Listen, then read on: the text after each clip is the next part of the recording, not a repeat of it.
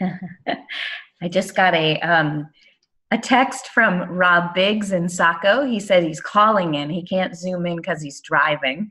Oh, Thank you, Rob, for joining us by phone.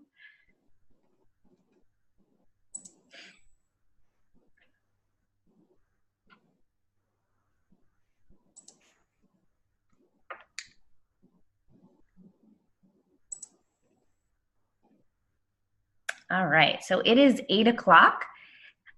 Let's see. Jake and Livka, what is the call-in number? We can hear you, but you can't hear us. Okay, so Jake and Livka, this is a webinar, and so you actually are on mute, and I will not be able to hear you. This isn't like our Zoom meetings where we can actually have a conversation. I wanted to let you know that if you have questions or comments, to use that chat feature. So I'm sorry that this isn't a two-way conversation like our other meetings. This is a new platform for us.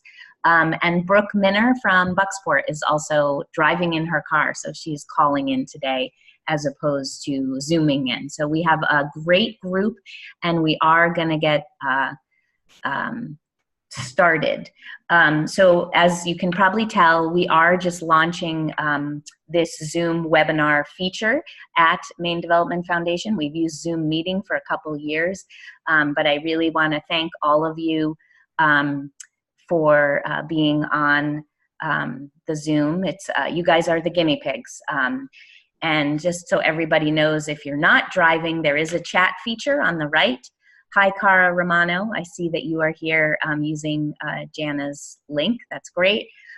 So you can hover over the bottom of your screen and press chat and join any part of the conversation with a quick message, typing it into us. We won't be able to hear you live time because you guys are all on mute. So this is our first in a series of webinars. This is a 45-minute webinar. We're going to be pretty tight about starting and stopping on time. We hope the format works for you. If you have questions, type them into that chat feature. And I want to queue up this conversation this morning, which is called Downtown Organization and Municipal Relationships and How to Communicate the Return on Investment.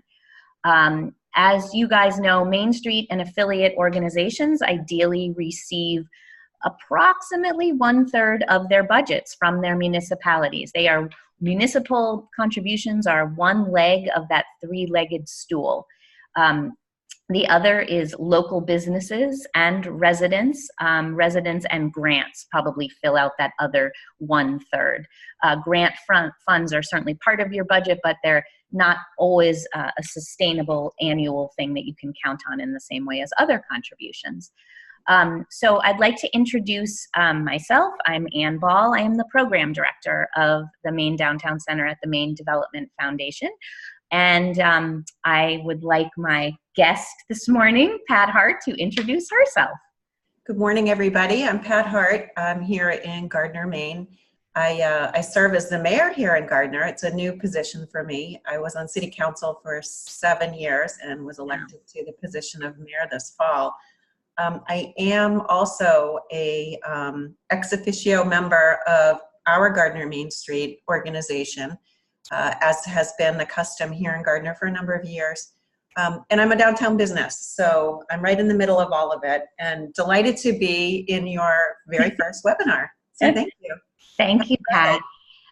Would you give those attending this morning a little bit more information, just some context about the city of Gardner, like the size of the city, the number of elected officials versus appointed, or just give us some sort of. Sure. So Gardner has 5,700 residents, and we are situated between the Cobbessee Stream and the Kennebec River. So we are an old historic mill town with the buildings, facing each other on Water Street, like many of your downtowns, and the backs of the buildings are facing the river and the stream. We have a city council form of government. We have a full-time city manager. We have fire, police, full-time, both full-time. One of the only full-time police and fire in the very nearby vicinity. Augusta, of course, has full-time, but we service a lot of the outlying towns. We have a library that also serves as a regional library. We have, I think, about 65 employees, so it's a good-sized city.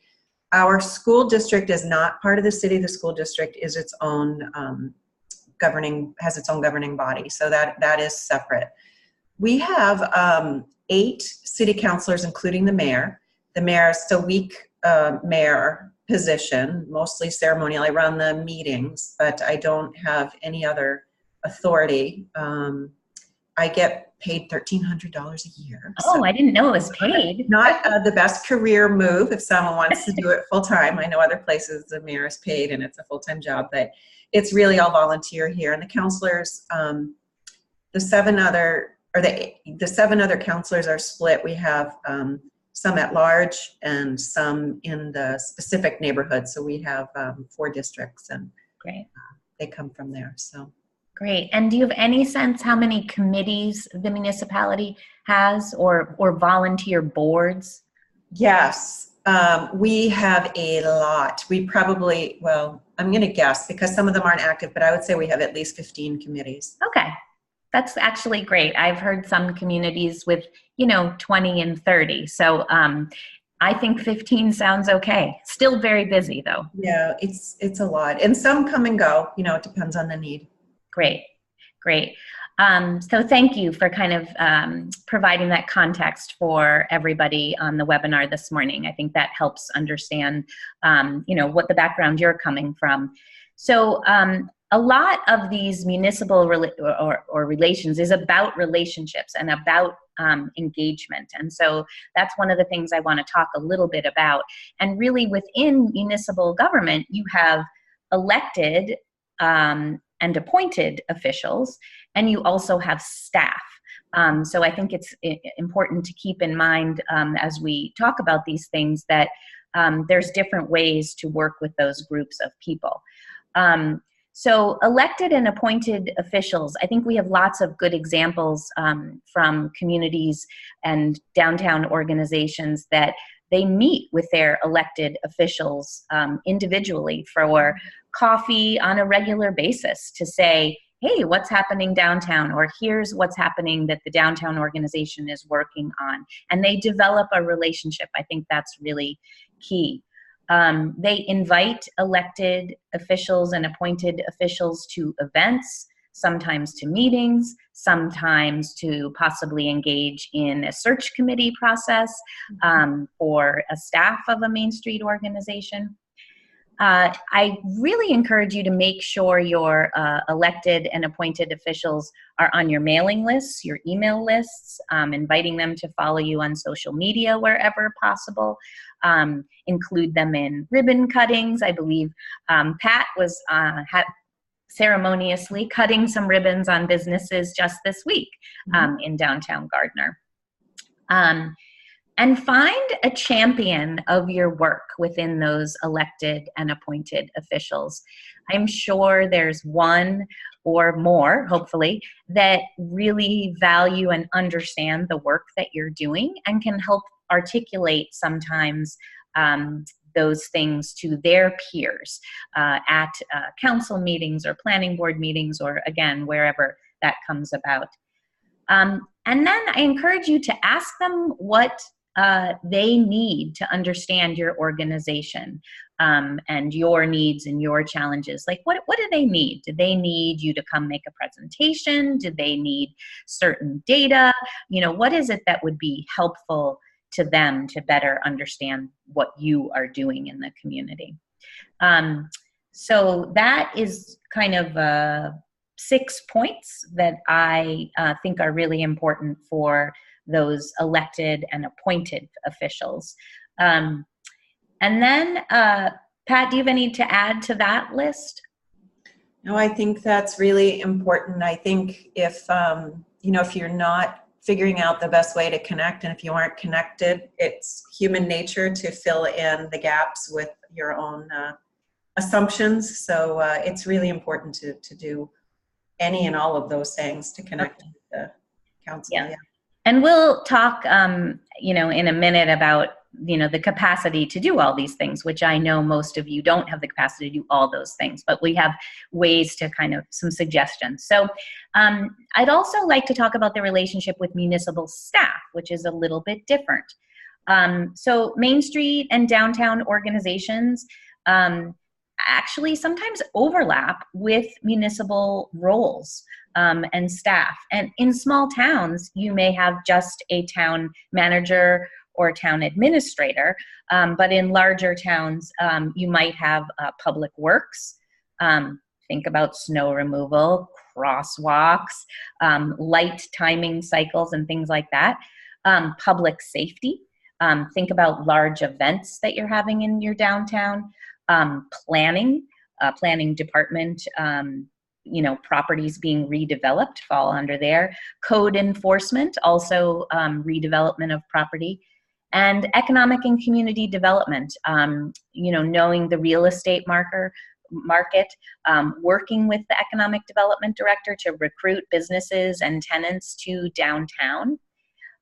In Augusta, I think Michael's on the call this morning. Michael Hall in Augusta does a really very good job at being the go-to person in the city of Augusta to talk about downtown real estate and space availability and connecting inquiries regarding properties to the property owners.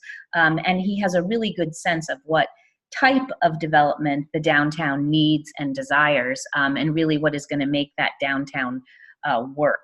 So all of those relationships with staff alone, again, may seem like a lot, but my point is they all touch the work of downtowns, and it is really important. I was at a meeting in Sanford recently with municipal officials, and it was the usual, city manager, planning department and economic development director, and sitting in the room was the director of public works.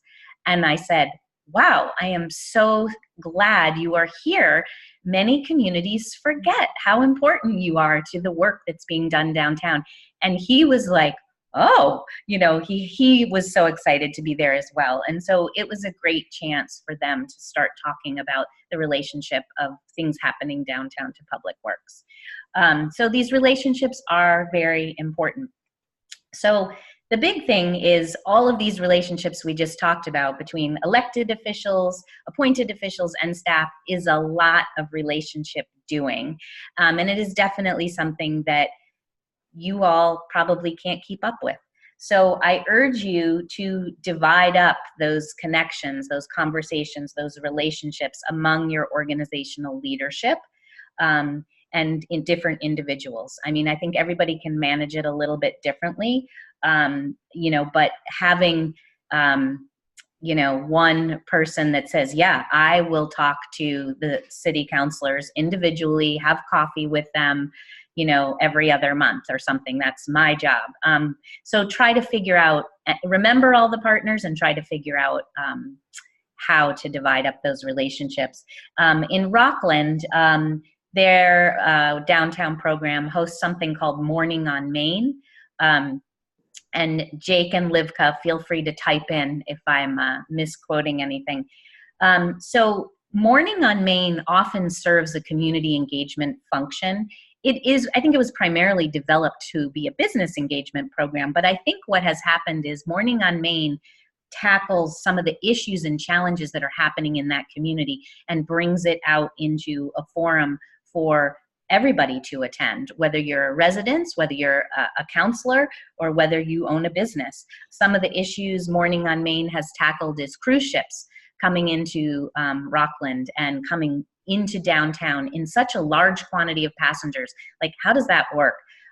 Delivery trucks, the timing of delivery trucks in the Main Street. It's a condensed Main Street, and do you want people doing it at 11 o'clock on a Saturday morning in the middle of the summer? No. So really working through some of those issues. So it's kind of like a municipal issue, a community issue, a downtown issue. So I think it's just important to remember there's other ways to help the municipality and build the relationships and have the conversations. Pat, you want to add anything to relationships with municipal staff or other engagement techniques? Well, I'm really glad that you mentioned Public Works because that is the key to the downtown. Tucker who cleans the sidewalks and Dan who's there putting up the Christmas trees, and they're there in all kinds of weather, and being kind and caring to Public Works goes as long a way as tending your garden. The other thing I would like to add is it's really important to show up at council meetings and town meetings. It matters who is in the room when the decisions are made. And I know that everybody puts in a long day of work, and going to the meetings in the evening can feel like one more thing. But if you can send your board members or others just to sit and understand what issues the counselors are wrestling with, hear the residents and businesses who come, hear them firsthand, let them see you. It gives you an opportunity to stick out your hand and shake hands with someone who may have a very different point of view. And as Patrick Wright used to do, within 3 minutes, they would suddenly be enlisted as a volunteer. There's nothing more important than showing up. And I would encourage you all to do that. That's a great reminder, Pat, and I definitely am glad you brought that up. It's hard to do, but it is great to be, even if you're listening and not speaking out on a certain issue. It is very good to be present in the room. And most of the towns and cities stream their meetings or record them. True. Of course, you can listen that way, but it's not the same as being in the room. Right. There's no replacement for that. That's great. So, Pat, I have a question for you. How do you keep up with all the many organizations and initiatives in Gardner? Are there some organizations that present themselves well or grab your attention, and why? Because I can't imagine, with 15 committees and being the very well-paid $1,300 mayor and having a full-time, job and business owner, like, how do you navigate the world of everybody's needs? And specifically, we're kind of talking about downtown. Well, I think it's a team effort. There's 8 of us, and so we try and have a counselor on every committee, so then it's their responsibility to report back and keep us in the loop. I think, just as you said, the organizations that reach out to us definitely have a bigger share of our attention, just because that's how it goes if someone's in front of you. I was realizing the other day, there's a woman who's very passionate about the robotics club, and she comes to all the events now, reaches out, and I go to the robotics events, and I had never done that before, but she's very effective at bringing me in and explaining the value of the organization. So it's really a two-way street. The folks that are effective at reaching out and explaining the value of their group do get the attention. But we try and match the counselors with their individual interests, and then they stay involved and report back at council. As the ex officio member of Gardner Main Street, I report out on Gardner Main Street's activities every council meeting. At the end, we have a few minutes for council remarks. Oh, that's great. So I play that role, and I would encourage you all to put someone from your city or town government on your board, even if it's ex officio, so that they can share that information back and forth. Great idea. Thank you so much. So Pat literally didn't know it, but she laid out my next comment amazingly, which is value statements. So Pat was recounting the woman from robotics who really is able to express her value to her organizations and her students' work for Gardner. So value statements, every board member and committee member really should be able to say in 2 sentences what the value of your downtown organization or committee is.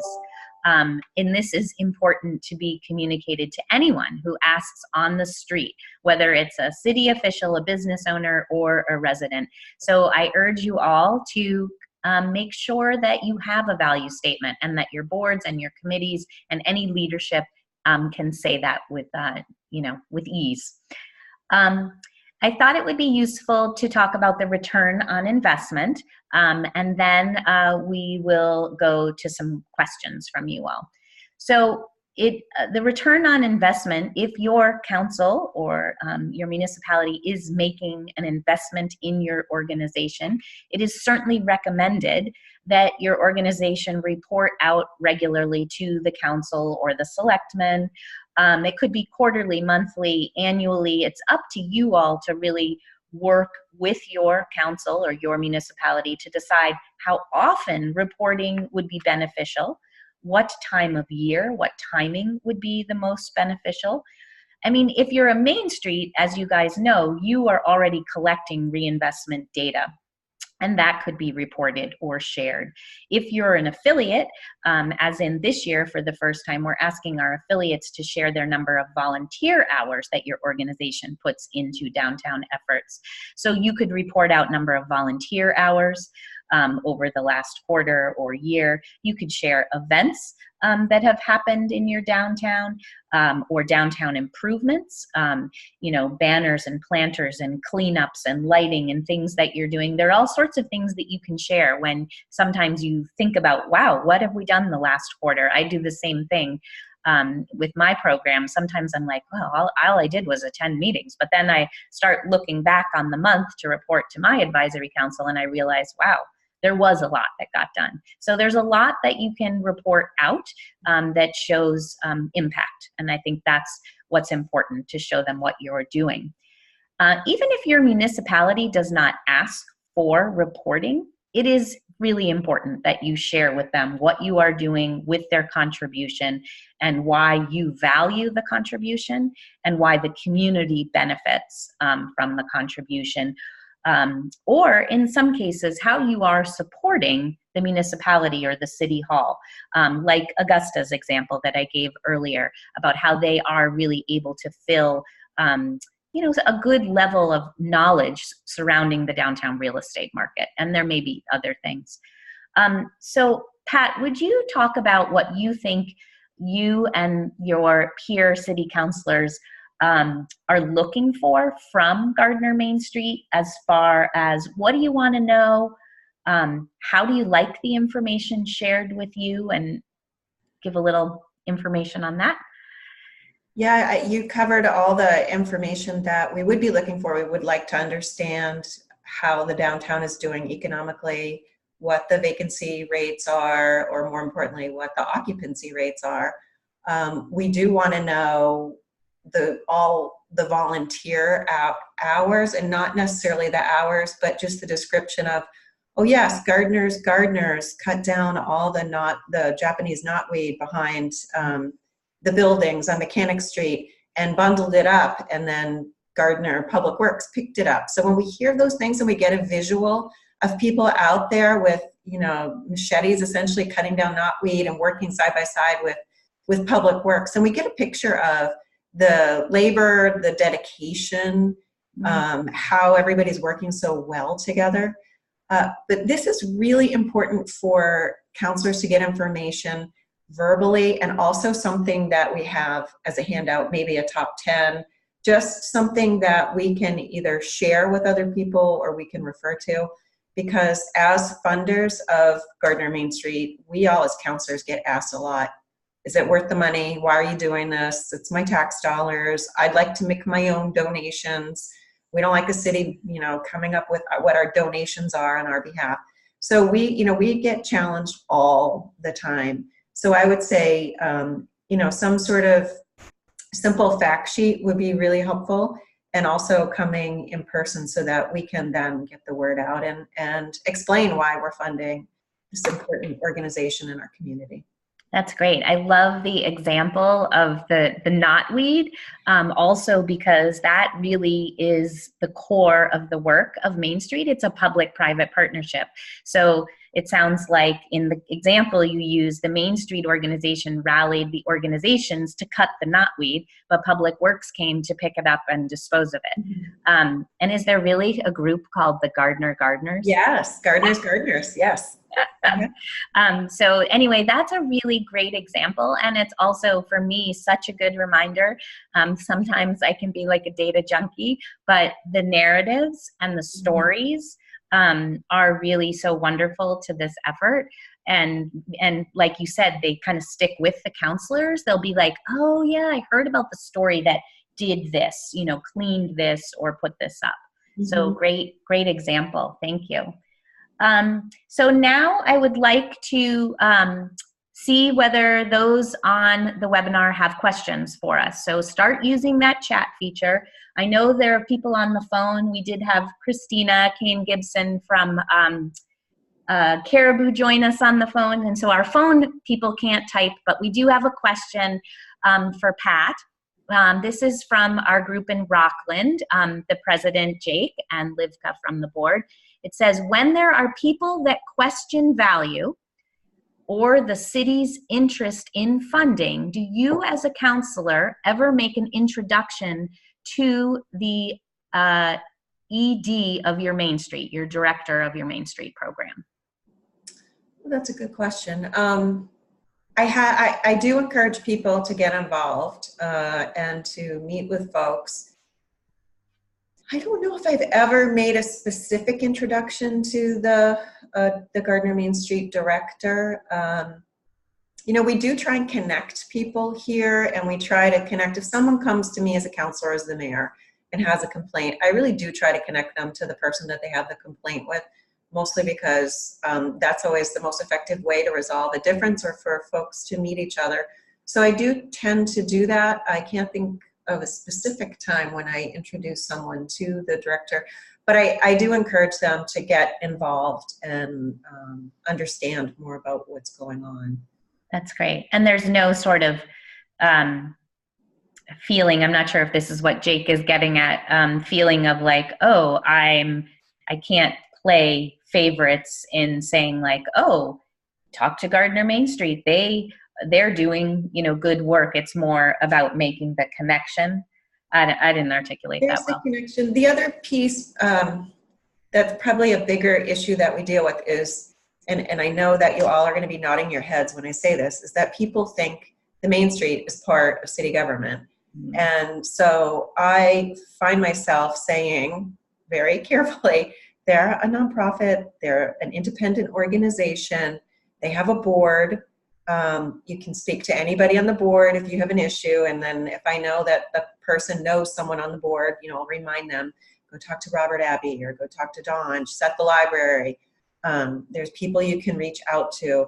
And no, we can't by fiat tell Gardner Main Street what to do, nor do you want us to, you know. So I find that personally a lot, that I'm constantly explaining the difference, even to new city employees. You know, you need to explain the difference of there is no overreaching because the city has no authority. But if we have that good relationship, it gets back to all the relationship building ideas and that you shared. If you have the relationship, it makes it a whole lot easier to live in each world, the municipal world and the nonprofit downtown management. Very true. I have a question from Cara Romano in Ellsworth. Typically, do other Main Street organizations give out packets of data and talking points when presenting to council during budget hearings? We ask our Main Street program to come. We have 3 organizations that we give sizable contributions to every year as a city. That's Johnson Hall, our theater, Gardner Main Street, and the Boys and Girls Club. And the Gardner Main Street funding comes from our downtown TIF, as does the Johnson Hall funding, because they're both in the downtown. The Boys and Girls Club is our only recreation department. Even it's not a city department, but it was originally, and it's spun off. So we continue to fund that. And we ask them every year to come and give us an update because it's a sizable amount of money. We want the public to have an opportunity to ask their questions, and people do come in that setting. So maybe this gets back to Jake's question. When Main Street and Johnson Hall and the Boys and Girls Club come during budget season, and I've been doing this is my 8th year, so different people do come with different concerns. And that is an open and safe forum. It's, you know, it's an open meeting. People feel comfortable coming into City Hall if they may not feel comfortable going to those organizations. So that's a really great way to stay front and center in the community and be open about, you know, sharing your information and receiving new ideas. Great. And Rockland replied to Kara's question that they do packets to the counselors during budget hearings. Pat, does Gardner Main Street report to the council formally at any other time during the year, or is it pretty much an annual report? That's a good question. For a while, the Gardner Main Street director was our economic development director. That's right. Right. So he was at council a lot, and he would give us an update. He was very savvy about whenever he was at council, he made sure he gave us an informal update so that we would stay connected. I would encourage folks when they come, Main Street has to come to council to ask for different waivers of paying for police and event permits and things like that. So they have to come and we consider that as a council and sign off on that. So that's an opportunity to do oh, by the way, we're doing X, Y, and Z. So you can kind of double up those things and make it more familiar and informal, because then you feel more connected, or we feel more connected to Main Street, as opposed to, okay, come next Wednesday, it's your slot, give us your presentation. The more informal updates work really well, in addition to the once a year. Great, that's a really good reminder. So do we have other questions from our webinar participants? I'll just see if any come in.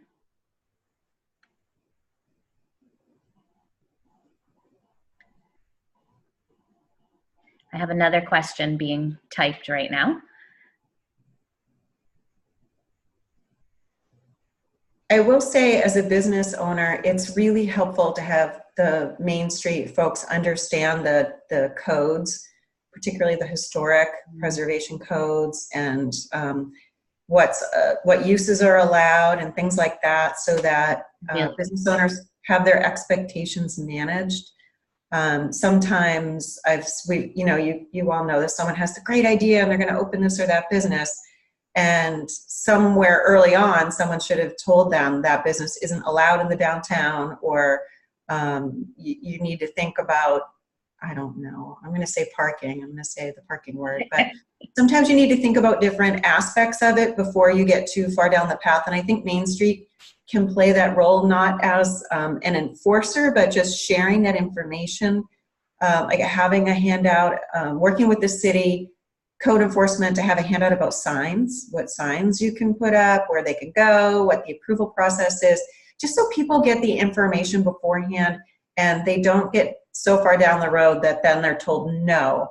That's always so hard for people to hear. So I think there's a role to play. And Anne, you had mentioned this before, but I do think there's an important role to play with codes and what's allowed in the downtown and Main Street. That's great. Those are kind of, I don't know whether it's almost like a layman's one pager, so that someone coming into the town doesn't have to go read the ordinance or the code. They kind of have the like layman's terms, just right up front, as you're saying. Yeah, that's a good idea. We have a question from Jamie Houghton in Hollowell. What would be your advice for connecting landlords to potential new businesses or residents? That may be more of a me question than a you question, Pat. I do think that's a you question. Too bad. Thanks, Jamie, for that tough question. Let's see. I think that's, Michael does do a good job at that. You're absolutely right. So of course, Jamie, I'm happy to pass along Michael's contact for you. And you know, Michael works full time at, you know, Augusta Downtown Alliance, whereas you are a volunteer. So the ability to do that work will be different, but maybe there's someone on Vision Hollowell that could take on starting to make those connections.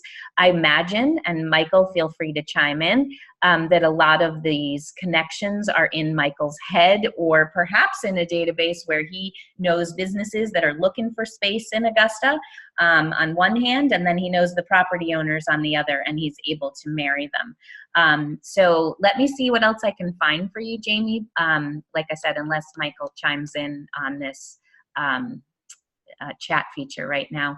A question, Pat. Have you ever had a split council when voting on funding for Gardner Main Street?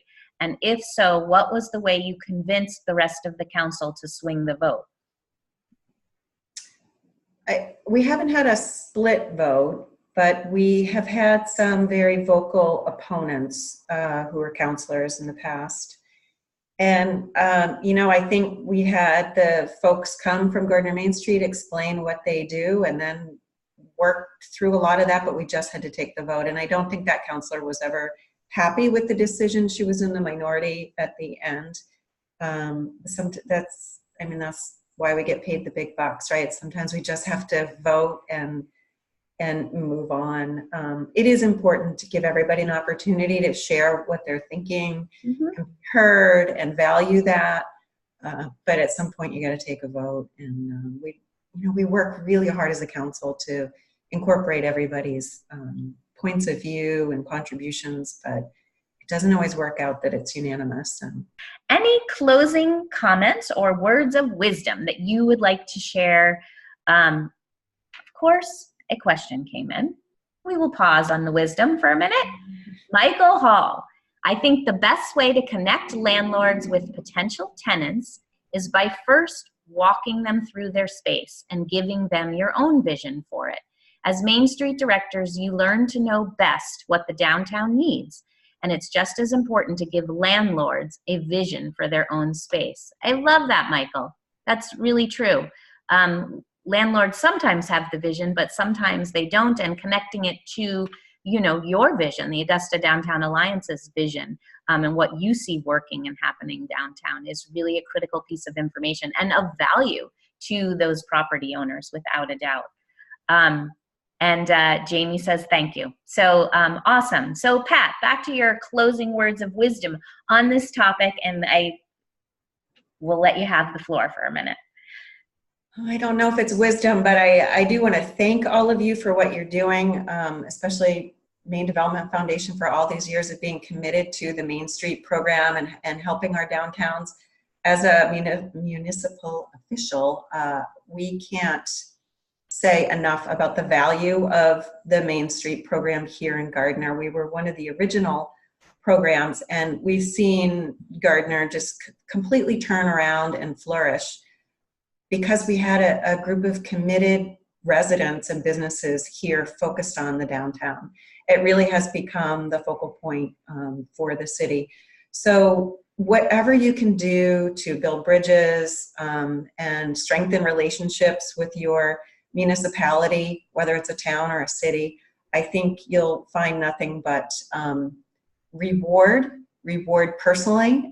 There's a lot of folks who are very close friends that are on Main Street and in the city, but also with the work that you all do, you'll find that you'll get a lot done as you work with your municipal folks, both elected officials and the city and town staff. It really does, it does take a village, and all folks are needed to see the downtowns revitalize and thrive. So thank you all for doing good work. Thanks, Pat. I really want to thank Pat for being willing to take the plunge into the world of webinars with all of you. And I too want to thank you guys for attending our first mini webinar. I'm going to send out a survey. Please respond. I really want to get an idea of whether this was a beneficial way in 45 minutes for you to make some connections or get a good idea, or something that you can implement in your community. That's really important to me to understand, and whether this format worked for you.